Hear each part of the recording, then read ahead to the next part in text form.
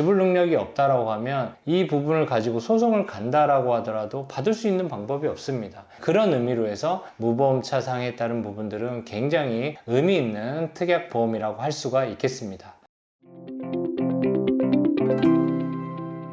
보험금 청구의 기술 보청기 구독자 여러분 반갑습니다. 자, 오늘 다룰 내용은 자동차 보험의 하나의 특약인 무보험차 상해 특약에 대한 주제로 얘기를 해보도록 하겠습니다. 무보험차는 뭘 얘기하는 걸까요? 무보험차는 보험이 가입되어 있지 않은 차량이나 오토바이 또는 책임보험만 가입되어 있는 상태를 보통은 무보험차라고 얘기를 하고 있습니다. 그래서 저희 자동차 보험의 구성을 보시면 대인 1, 대인 2로 구성이 되어 있습니다. 그래서 대인 1은 자동차 손해배상 보장보호법상 의무적으로 차량을 운행할 때 가입을 하라고 하는 필수적인 보험이 책임보험이 대인 1이고요. 대인 2는 필요에 따라서 선택사항으로 가입을 하는 보험이 대인 2입니다. 그래서 대인 1과 대인 2를 다 가입을 했을 때가 종합보험이라고 얘기를 합니다. 그래서 무보험차 사고라고 하면 완전체 대인 1, 대인 2 보험을 가입되어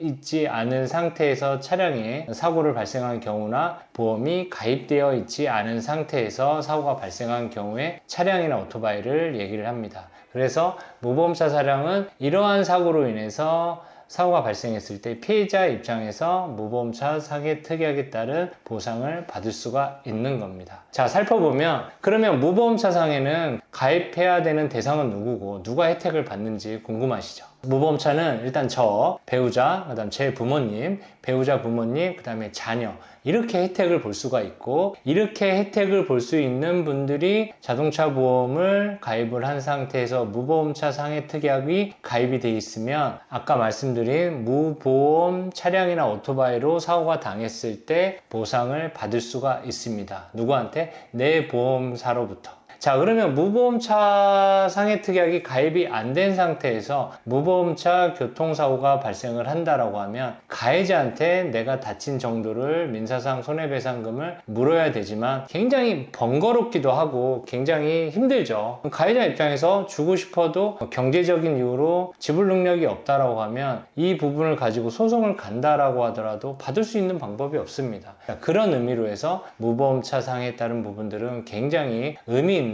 특약보험이라고 할 수가 있겠습니다. 자, 무보험차 상해에 따른 사례가 정말로 중요했던 제가 실제 진행한 사례에 대해서 말씀을 좀 드리겠습니다.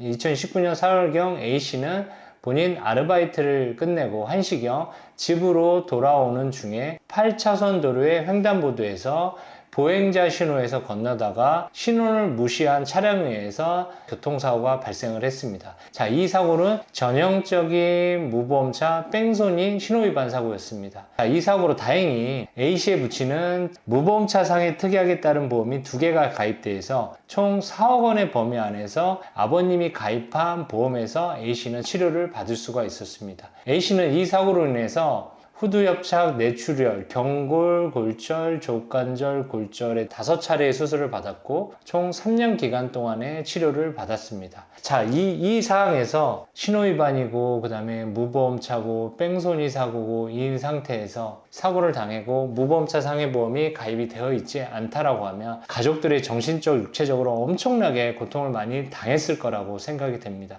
다행히 무보험차 상해 특약으로 인해서 무사하게 보상을 다 받게 해드렸고 그 다음에 가해자 입장에서 보험사에서 당연히 보상을 A씨한테 보상을 했지만 이 보상한 금액은 A씨한테 다 구상을 청구를 하겠죠. 그래서 이 무보험차 상해 특약은 피해자한테 최소한의 되게 좋은 보험이고 착한 보험이고 또 가해자한테는 굉장히 가혹하게 화살을 맞을 수 있는 그런 보험으로 알고 계시면 좋을 것 같습니다.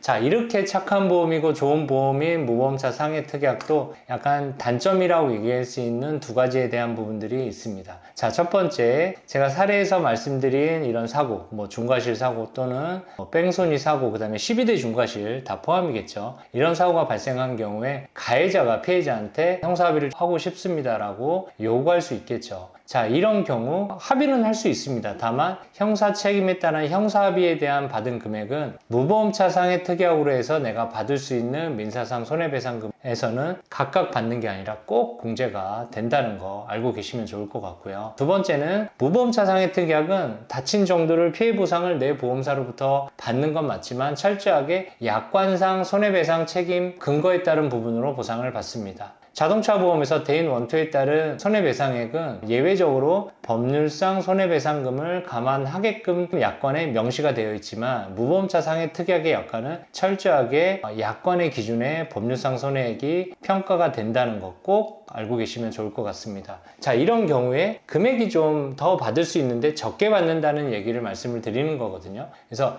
영구장애나 뭐 평생 교통사고로 인해서 불구로 살아야 되시는 분들, 안타까운 이런 분들이 아니라고 하면, 다른 상황이라고 하면 의미 있게 많은 금액이 차이 나지 않으니까 그래도 착한 보험이라고 저는 말씀드릴 수 있을 것 같습니다. 이 두 가지 정도를 좀 유의사항으로 좀 알고 계시고, 무보험차 상해에 따른 주제 영상은 여기까지 하도록 하겠습니다. 자, 오늘 영상을 좀 보시고 무보험차 상해로 해서 보상을 받는다고 하더라도 이거는 이제 보험사에서 받는 거죠. 여기서 받을 수는 있지만 이게 얼마에 따른 보상액을 받을 수 있는지는 또 다른 문제니까요. 개별적으로 오늘 영상 보시고 받을 수 있는 손해배상액에 따른 부분들을 문의 주시면 상세하게 제가 답변 드리도록 하겠습니다. 보험금 청구의 기술 보청기, 오늘 내용은 여기까지 하겠으며 다음에 더 좋은 주제 내용으로 찾아뵙도록 하겠습니다. 감사합니다.